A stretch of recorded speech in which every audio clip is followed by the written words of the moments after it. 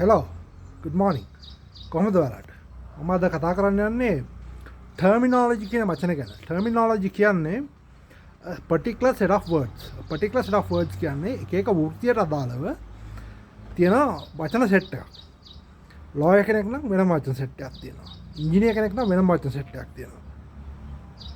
Doctor කෙනෙක් නම් වෙනම වචන සෙට් එකක් තියෙනවා. මේ වචන සෙට් එක උගන්වන්නේ විශ්වවිද්‍යාලයේදී. විශ්වවිද්‍යාලයට යන්න ඉස්සෙල්ලා මේ ටර්මිනොලොජි එක ඉගෙනගෙන ගියොත් වැඩේ ලේසි වෙනවා.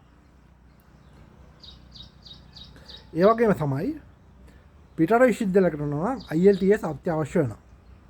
IELTS අත්‍යවශ්‍ය වෙන්නේ හේතු සාධක කීපයක් මත.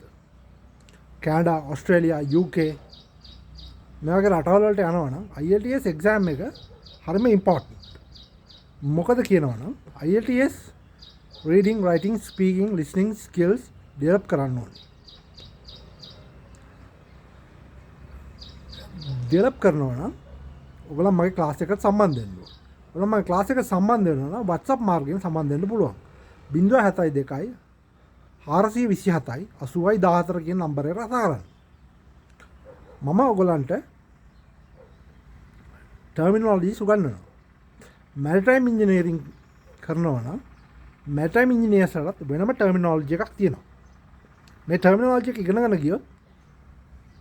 ගියොත් ලේසි වැඩේ. ඒක හින්දා මම කියනවා විශ්වාසයෙන් මගේ ක්ලාස් වලට සම්බන්ධ වෙන්න. මට කතා කරන්න.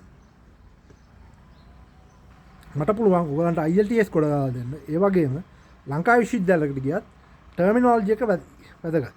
ටර්මිනොලොජි ඉගෙනගෙන ගියොත් වැඩේ කොට දාගන්න පුළුවන්. Okay? So I will see you guys soon. Goodbye.